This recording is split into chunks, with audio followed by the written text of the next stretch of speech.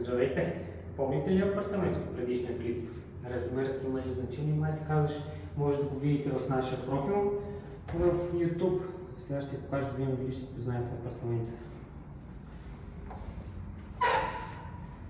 Входното антре. Няма голяма разлика. Шпаковано и боядисано.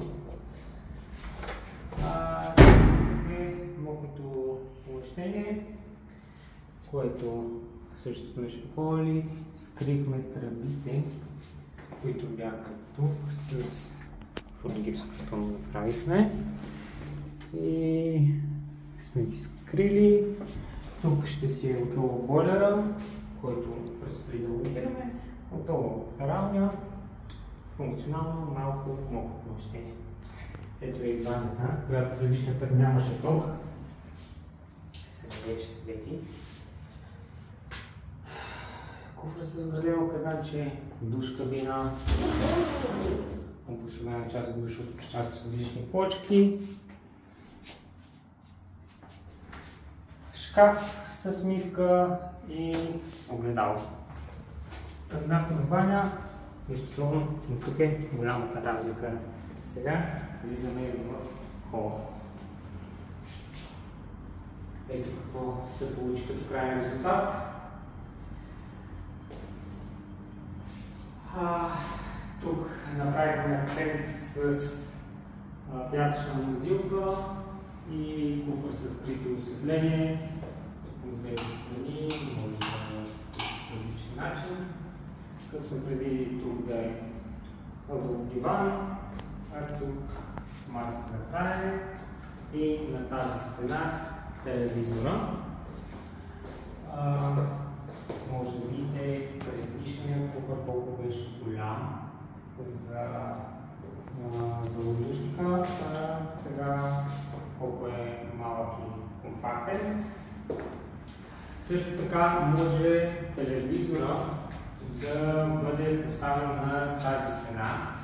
Изкарали сме топки там, който както си прецени, вече новите собственици ще вземат това решение, тъй като апартаментът е взет с цел фиксен флип. Или ремонтираме и продаваме.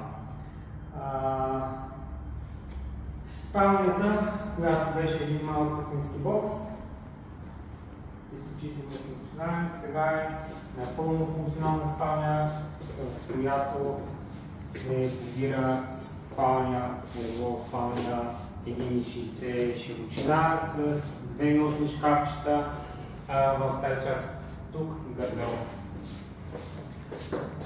Както на предишното видео казах, тук сме оставили отгоре прозорец, за да може да влиза повече дневна светлина към пола.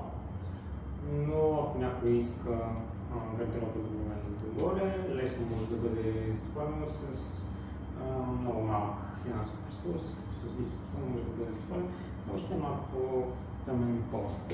Вече, които както се предпочита, както казах моите собственици, те вчера прокапарираха точно 4 дни след като го пуснахме за продажба. Така че явно апартамента е добър и сме се справили не зле.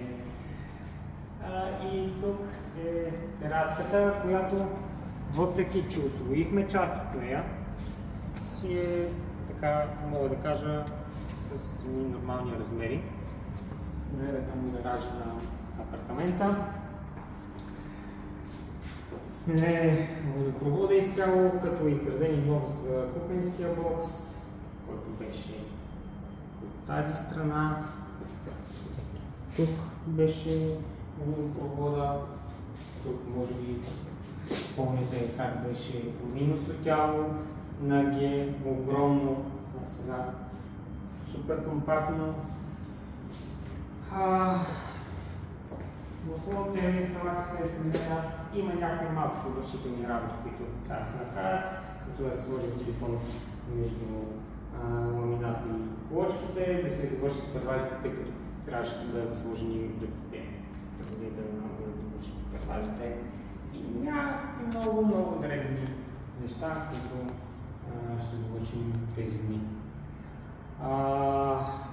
Мисля, че това е за апартамента от нещо, което беше изключително нефункционално за ползване, изключително зле изглеждащо и направихме, мога да кажа, едно малко бижу и времето, за което го направихме, е 40 дни.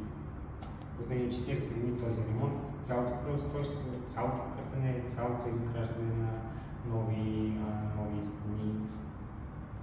Така, това е за сега от нас.